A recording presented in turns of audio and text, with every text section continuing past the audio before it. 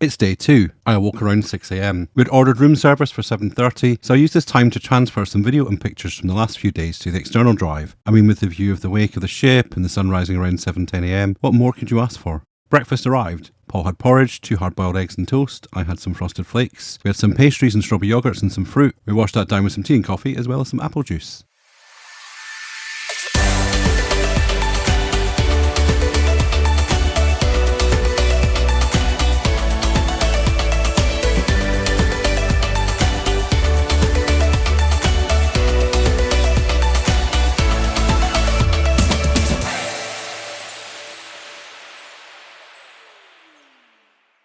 Sitting on the balcony having breakfast was nice, as well as inside the stateroom on the sofa whilst watching the ship's navigation and also the news. With breakfast over, it's now time to either explore the ship a little more or head up on deck. So if I don't see you around the ship, we'll see you by a hot tub.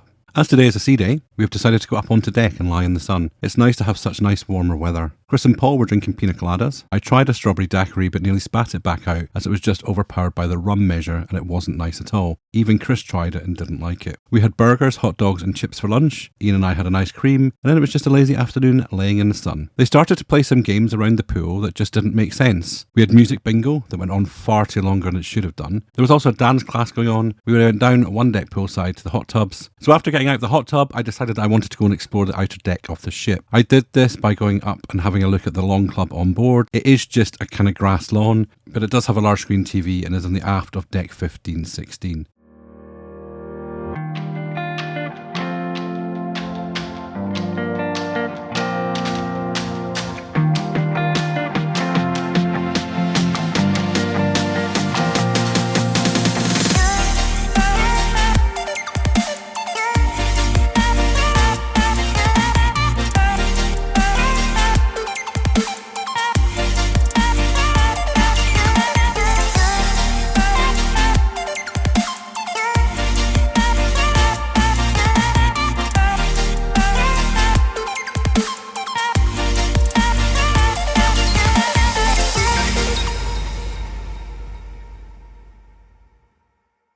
I'd had enough sun for the day, so I headed back down to the room. There was a message from front desk on the phone regarding my suitcase. I wasn't happy with the proposal, but I did decide that I would wait till later to deal with it because I just wasn't in the right frame of mind. Our afternoon canapes arrived. Well, if you can call them that. They didn't really look that appetizing. I went for a lie down, a little short disco nap before getting ready to head down to meet the boys in the world-class bar as they were having some drinks before dinner.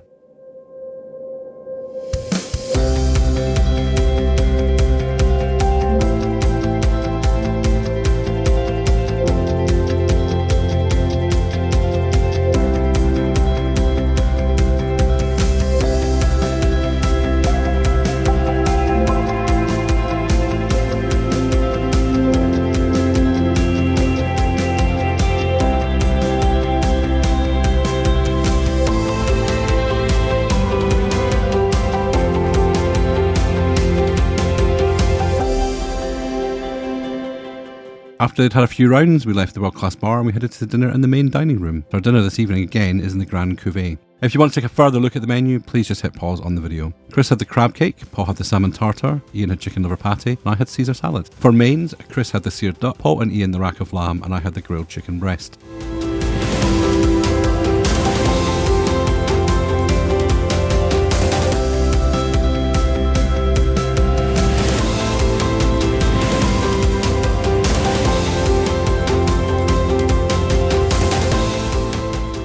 For dessert, Chris and I had the baked New York cheesecake, Paul and Ian had a cheese plate and a glass of port.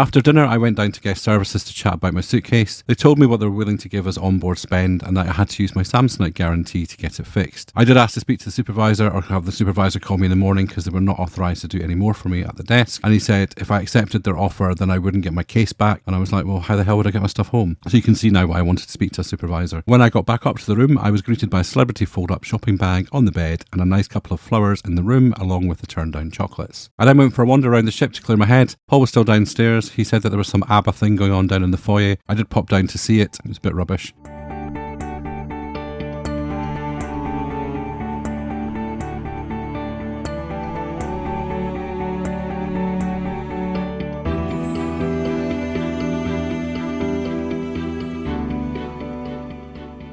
After this, we both went up to the Ocean View Cafe to pick up a cup of tea. They had a nice pasta dish alongside some mac and cheese, so I did ask just for a small spoon of each, but boy did he not understand what a small spoon meant. The plate was absolutely huge, and unfortunately I just didn't eat it all. We headed back down to the room, and then we got ready for bed, and we do have to turn our clocks forward 1 hour today. I hope you enjoyed your time with us today, sailors. Tomorrow is another sea day, so get your swimming causeries ready, and we'll catch you in the morning.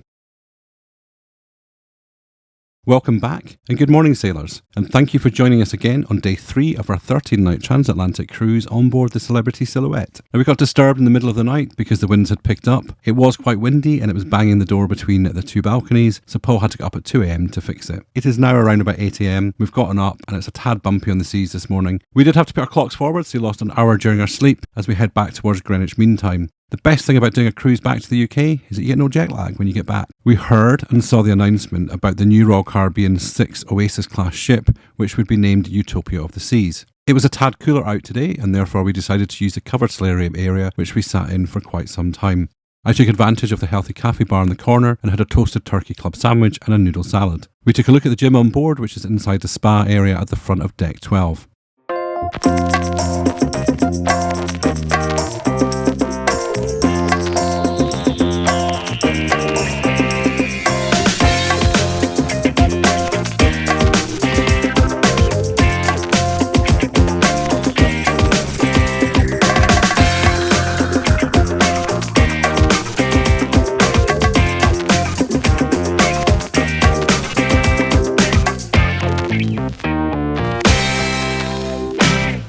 After this, I decided I wanted to get my steps in and close my exercise ring on my watch, so I went around the jogging track and then extended my walk up to the Lawn Club and taking in the Sunset Bar.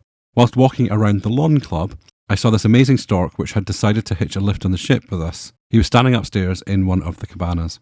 I then went back to the room for a bit and sat on the balcony to read my book and take in the wake.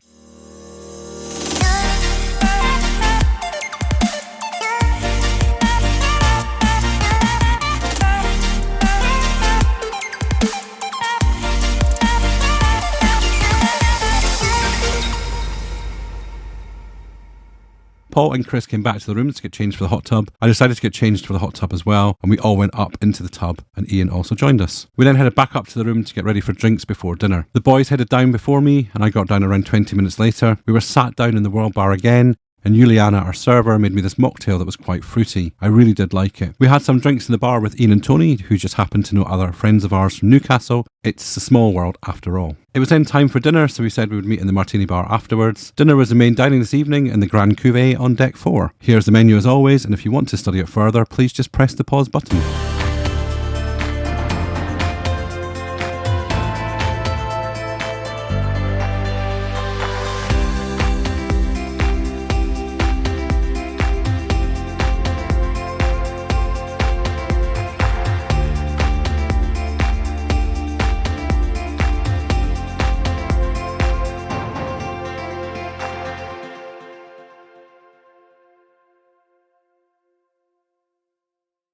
After dinner, we went to the Martini Bar, had some drinks in there, had a right good old natter with the boys, and we watched people taking part in the silent disco. At one point, blue and green were the most popular channels. We headed up to the Ocean View Cafe on 14 to grab a cup of tea before bed. We took it back to the room, we opened the balcony doors and listened to the waves, just for a little bit as we read our books or played games on the iPad. Stay tuned for our next episode where we dock in Hamilton, in Bermuda. So with that, let's get some beauty sleep and call it a day at this point. So we'll pick you up again soon. Good night, sailors. See you soon. Stay safe.